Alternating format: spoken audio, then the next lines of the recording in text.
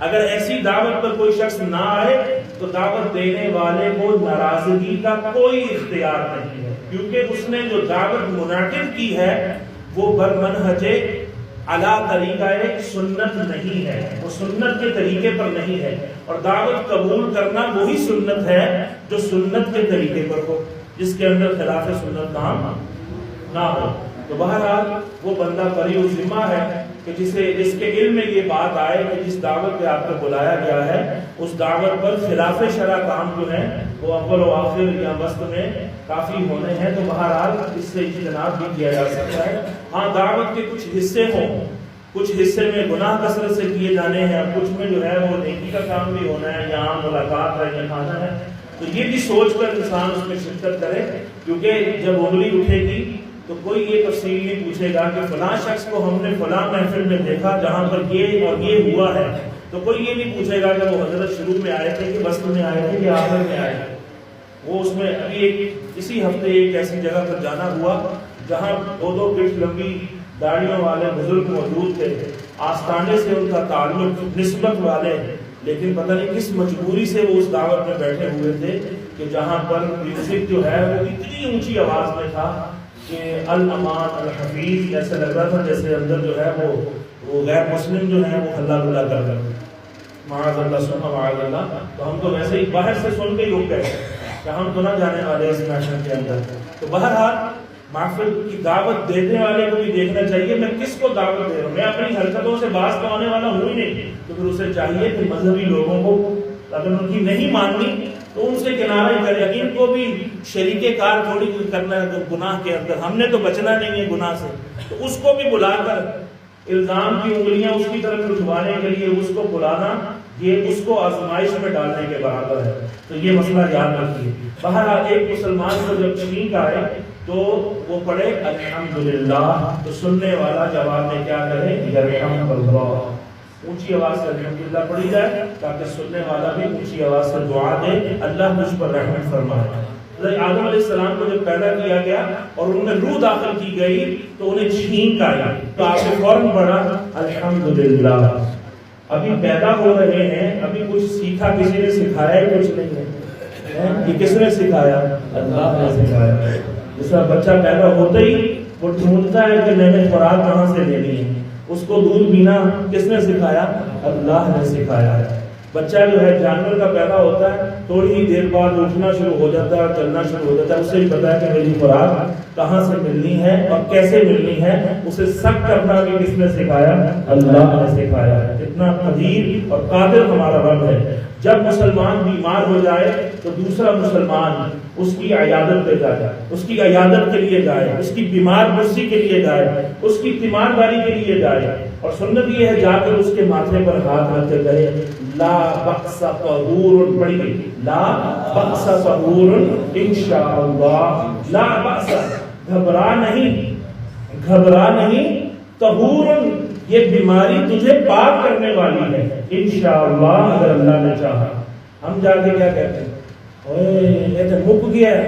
اتنی ہڈیاں ہی نہیں رہی، ہائے ہائے ہائے ہائے، یہ کیا ہو گیا، یہ تو کمزور ہو گیا، یہ دیکھو ماس تو رہا ہی نہیں، ہائے کڈا جوان ہوندا سی۔ اس کو یاد دلا کے اور پریشان کرتے ہیں، اور اس کا جناب وہ جان اس کے پاؤں کے نیچے زمین نکالتے ہیں، تو تیرا تو وقت مرگ آ گیا ہے، مرنے والا ہے، تو یہ حکم نہیں ہے۔ اسے حوصلہ دے، اسے تسلی دے تاکہ اس کی جان میں جان آئے، اس کی دل جوئی کرے اور اس کو کہ انشاءاللہ یہ بیماری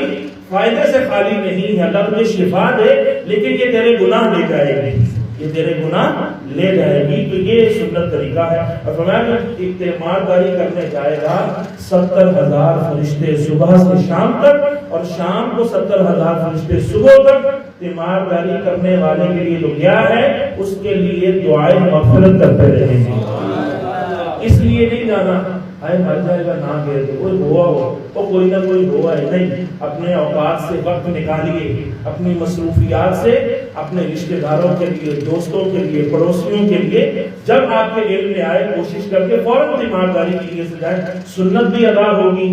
اور حق مسلم ادا ہوگا، رب تعالیٰ خوش ہوگا، رسول اللہ علیہ السلام اپنی امت سے خوش ہوں گے، اور جس کی عیادت کے لیے جا رہے ہیں وہ بھی خوش ہوگا۔ اللہ رب العالمین جو ہے وہ اس پر کتنا اجر و انعام عطا فرمائے گا. اتنی بڑی نیکی ہے اللہ تبارک و تعالیٰ کو معبود جاننے کے بعد اور اس کے ساتھ کسی کو شریک نہ ٹھہرانے کے بعد کسی مسلمان کے دل میں خوشی کو داخل کرنا.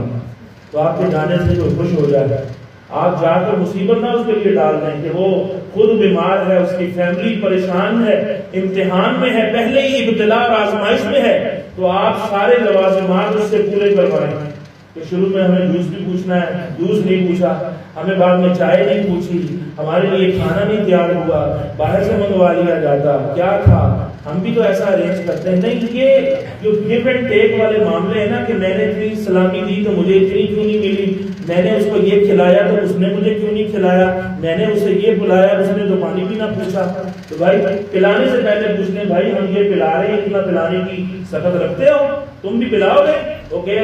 اچھا نہیں پلاؤں گا یا پلاؤں گے, پلاؤں تو پھر پلائیں, گے نہیں پلاؤں تو اس کو نہ پلائیں. اگر آپ کو یہ طلب ہے تو یقیناً ایسا کوئی بھی نہیں کرے گا. تو پھر کھلے دل کے ساتھ خدمت کیجیے جس کی کرنی ہے, اور آپ جائیں اور وہ پانی بھی نہ بے شک پوچھے,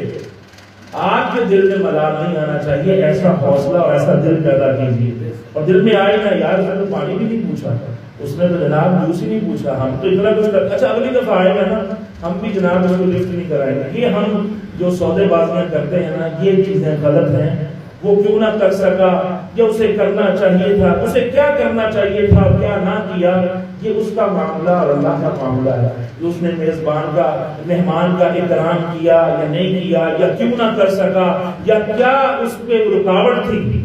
اس کے گھر کوئی منگوانے والا تھا کہ نہیں تھا, اس کے حالات ایسے تھے کہ نہیں تھے, اس میں بھی بڑی ڈیٹیل ہے. تو بہرحال اگر ہمارا دل بڑا ہو, اتنی ڈیٹیل کو ذکر کرنے کی بھی ضرورت نہیں ہے. ہمارا دل کھلا ہو کہ کوئی بات نہیں, ہمارا مسلمان بھائی ہے, پھر کیا ہوا, ہم نے اس لیے تھوڑی اس کی خدمت کی تھی کہ یہ بھی ہماری کرے, تو اب اس نے آج نہیں کی لہذا آئندہ اس کو بلانا ہی نہیں. یہ کمینگی کا طریقہ ہے, یہ یعنی اوچھے پن کا طریقہ ہے, یہ طمع کا طریقہ ہے, یہ لالچ کا طریقہ. آپ کے گھر میں فریجیں بھری پڑی ہیں جوسوں کی, جیب میں پیسے بھرے, جتنے مرضی جوس پی لیں, آپ نے ضرور اپنا مجرم بنا کر کے اپنا دشمن بنانا ہے اس شخص کو. اس نے مجھے 20 روپے والا 30 روپے والا جوس نہیں پلایا, اگر پلا ہی دیا تو اچھا یہ نیسلے کا نہیں پلایا, یہ سستے والا پلا دیا, ٹھنڈا نہیں پلایا تو گرم پلا دیا, گلاس میں دے دیا, ڈبہ ہی ہاتھ میں دے دیا, ٹرے میں نہیں لایا, ایسے نہیں کیا. اتنے سارے جو دکھاوے کے معاملات ہیں ان سے آزاد ہو جائیے, کیونکہ مسلمان کا کیا ہے بھائی ہے. میرے آقا فرماتے ہیں جب ایک مسلمان مر جائے دوسرا اس کے جنازے پہ جائے, اس پر حق ہے. اگر ایک وہ مسلمان تجھے قسم دے اور قسم بھی صحیح ہے تو اس کی قسم کو پورا کر, یہ بھی مسلمان کا حق ہے. اور اگر وہ نصیحت چاہے تو اسے اچھی نصیحت کرے, یہ مسلمان کا حق ہے. اگر مسلمان موجود نہ ہو تو اس کی غیر موجودگی میں اس کی حفاظت کرنا, اس کی عزت کی حفاظت کرنا, اس کے مال کی حفاظت کرنا, اس کی عزت آبرو کی حفاظت کرنا, یہ بھی دوسرے مسلمان کا حق ہے. یہ نہیں کہ وہ دکان پہ نہیں ہے تو لہذا اس کے بارے میں کسی کو گمراہ کریں, بدظن کریں, یا اس کے گھر کی حفاظت کو اپنی حفاظت نہ سمجھیں, یا اس کی سواری کھڑی ہے تو ہم کوئی کنسرن ہی نہ شو کریں کہ کوئی لے جاتا بھی ہے تو لے جائے. اس کی دکان پہ کوئی چوری ہو رہی ہے, اس پر کوئی جناب اس کی عزت پر اٹیک ہو رہا ہے, 4 لوگ آگے ہیں اس کو بے عزت کرنے کے لیے, وہ حق پر تھا کہ نہیں تھا یہ الگ میٹر ہے, لیکن کوئی بندہ باہر نہ نکلے تو بھائی میں نہیں نکلتا, یہ ذلیل ہوتا ہے تو ہونے دو, یہ بے عزت ہوتا ہے تو ہونے دو. کل کو جب آپ پر ایسا کوئی افعال آ جائے, کوئی مصیبت آ جائے تو بتائیں آپ کو پھر بچانے والا, آپ کو سپورٹ کرنے والا بھی کوئی نہیں رہے گا. تو ہمارے شریعت میں, ہمارے دین نے ایک مسلمان کا دوسرے مسلمان پر حق رکھا ہے کہ اس کی غیر موجودگی میں بھی اس کی عزت کی حفاظت کرنی ہے. جب غیر موجودگی میں عزت کی, مال جان کی حفاظت کا حق رکھا ہے تو موجودگی کے اندر کتنا بڑا حق ہوگا, اور ہم اس سے غافل رہے. یہ ہمیں زیب نہیں دے.